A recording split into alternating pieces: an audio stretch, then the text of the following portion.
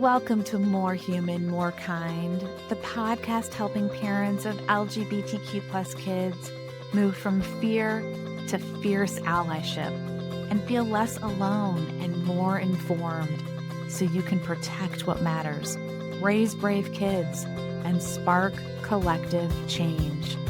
I'm Heather Hester. Let's get started.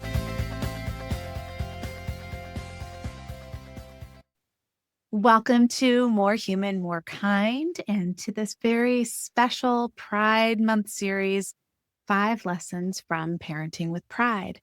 I'm Heather Hester, and I am so glad you are here. Within these 5 episodes, I'll be sharing 5 transformative lessons I've learned through writing Parenting with Pride, and more importantly, through living it, loving, raising, and advocating for my LGBTQ plus children. This is episode 2. Whether you're a parent, an ally, or someone who simply wants to better understand how to lead with compassion and clarity in a divided world, this series is for you. So let's take a deep breath and let's begin with the myth of getting it right. One of the biggest hurdles I see, and I experienced it myself, especially among parents, is the fear of messing up, of saying the wrong thing, of not knowing the right language, of being called out, or worse, being called a bad parent or a bad ally. So instead of leaning in, we freeze. We fumble over our words, or we don't say anything at all. But here's the truth. There is no perfect ally, no perfect parent, no finish line.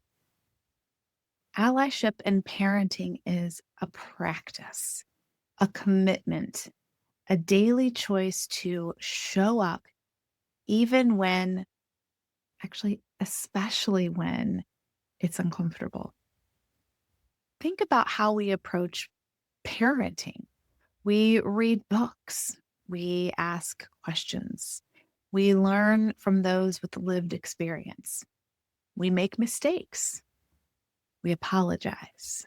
We grow. We don't expect ourselves or our kids to be perfect. So why do we expect perfection in our allyship? I used to think that I had to get it all right from the beginning, to learn it all before I spoke up or before I advocated. But there came a moment when I realized silence was no longer an option. I couldn't wait to speak until I learned it all, until I had everything. I was bursting with life experience and a deep, deep desire to help. So I started speaking, even when I stumbled, and I stumbled a lot. And I learned that my kids and the people around me weren't looking for perfection. They were looking for presence. They were looking for someone who felt the same way they did, someone who was navigating similar situations. They were looking for someone to acknowledge and give voice to the messiness. When you're rooted in love, when you're coming from a place of deep, deep love, your kids know it, they feel it, and they respond to it in all kinds of magical ways. So what does progress look like? Well, it can look a lot of ways. It can look like learning a new pronoun or phrase and using it, even if you trip over it at first. It looks like saying, I don't know what that means. Can you help me understand? It looks like apologizing when you mess up and then doing better the next time. It looks like letting go of ego, of the need to perform allyship instead of embodying it, speaking from the heart instead of overthinking. Can you just stop for one moment and try to think of a moment when you showed up imperfectly but honestly? When you just spoke what you were feeling, asked a question, a time when you just owned the messiness. What did you learn from that? And did it build trust? These vulnerable moments are how you initiate healing and repair in relationships.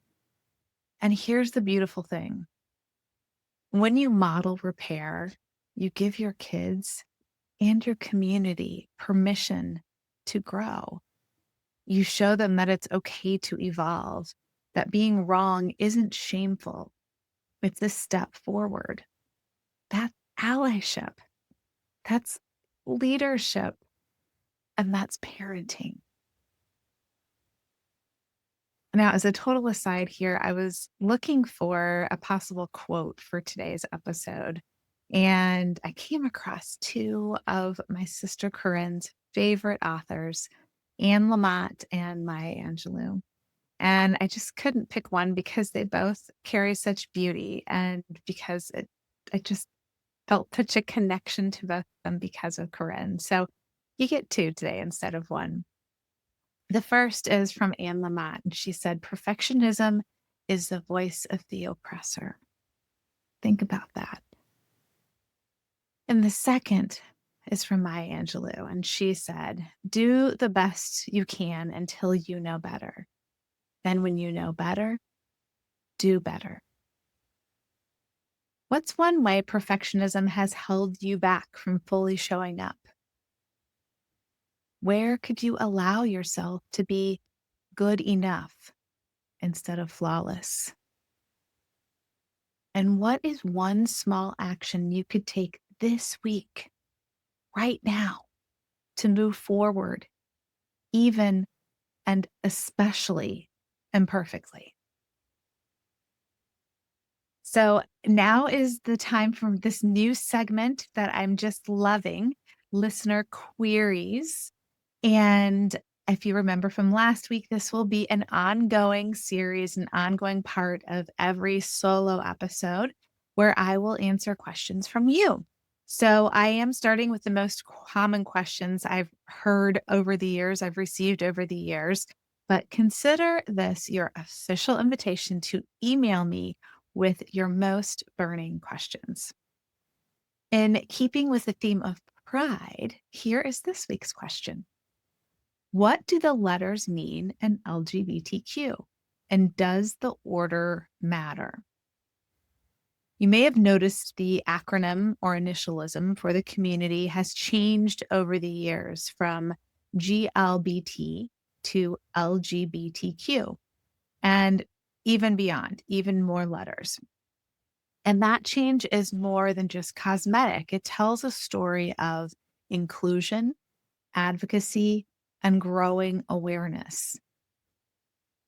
In the earlier days of activism, especially after the Stonewall Uprising, people often referred to the quote unquote gay community, which largely centered cisgender gay men.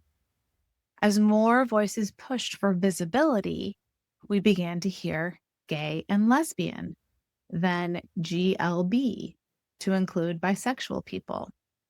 But even then, key members of the movement, like transgender people, were being left out or pushed to the margins. When GLBT became common, many trans activists still felt like an afterthought.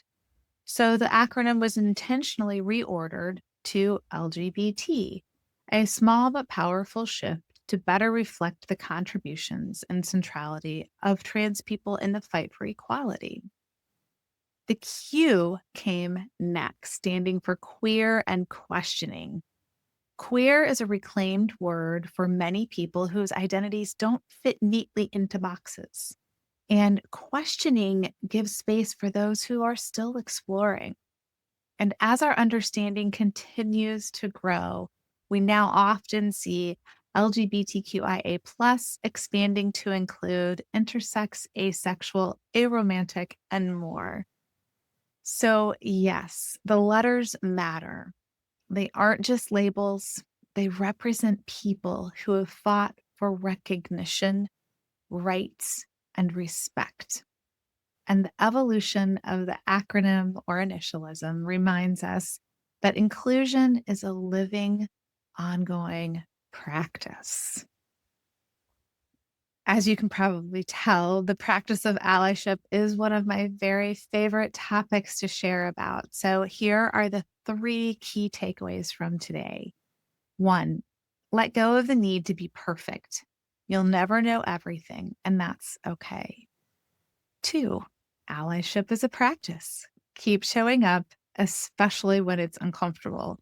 And 3, model repair and growth. Your child learns how to be human by watching you be human. Thank you so much for joining me for today's reflection in this special Pride Month series, 5 Lessons from Parenting with Pride. If this episode resonated with you, I invite you to share it with a friend. And definitely subscribe so you can catch new episodes every Tuesday and Friday. Pride Month is a great time to find out what kind of ally you are. So click on the link in the show notes to find out your ally superpower. Until next time, keep showing up, practicing allyship, and remember, you are not alone. Happy Pride.